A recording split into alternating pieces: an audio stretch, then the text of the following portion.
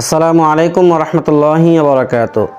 নবীজি সাল্লাল্লাহু আলাইহি ওয়াসাল্লাম উম্মতকে এত মহব্বত করতেন যে উম্মতের জন্য নিয়মিত আল্লাহ তাআলার কাছে মাগফিরাতের দোয়া করতেন। অথচ সেই নবীজি সাল্লাল্লাহু আলাইহি ওয়াসাল্লাম কিছু কিছু গুনাহের কারণে লানত করেছেন, অভিশাপ করেছেন। সুতরাং এমন গুনাহ থেকে আমাদের অবশ্যই বেঁচে থাকা উচিত। এ ব্যাপারে অনেকগুলো হাদিস বর্ণিত হয়েছে, তার মধ্য থেকে 4টি হাদিস বর্ণনা করব ইনশাআল্লাহ।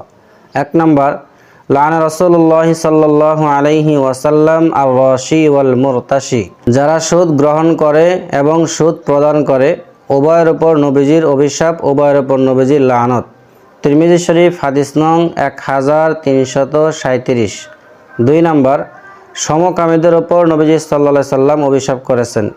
তিরমিজি শরীফ হাদিস নং 1456। 3 নম্বর, যেই সকল পুরুষ মহিলাদের বেশ ধারণ করে, মহিলাদের মতো চলাফেরা করে, এবং যেই সকল মহিলা পুরুষদের মতো চলাফেরা করে, পুরুষদের বেশ ধারণ করে, তাদের উপর নবীজি অভিশাপ করেছেন। বুখারী শরীফ হাদিস নং 5885। অথচ এই বিষয়টিকে আধুনিকতার নাম দিয়ে চালিয়ে দেওয়া হচ্ছে, এটা কিছু মনেই করা হচ্ছে না। বহু নারী এমন বর্তমানে আছে যারা পুরুষদের মতো পোশাক পরে, পুরুষদের মতো শার্ট প্যান্ট পরে তারা রাস্তাঘাটে চলাফেরা করে, আর এটাকে তারা আধুনিকতা মনে করে। অথচ এমনভাবে চলাফেরা করলে নবীজি বলেছেন তার উপর অভিশাপ, তার উপর লানত। সুতরাং এমন জঘন্য কাজ থেকে আমাদের অবশ্যই বিরত থাকতে হবে। 4 নম্বর, যে ব্যক্তি সুদ খায়, যে ব্যক্তি সুদ দেয়, যে ব্যক্তি সুদের সাক্ষী থাকে এবং যে ব্যক্তি সুদ লেখে, সকলের উপর নবীজির অভিশাপ, লানত।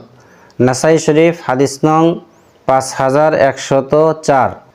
সুতরাং এই সকল ভয়ঙ্কর গুনাহ থেকে আমরা সকলেই বেঁচে থাকার চেষ্টা করব ইনশাআল্লাহ।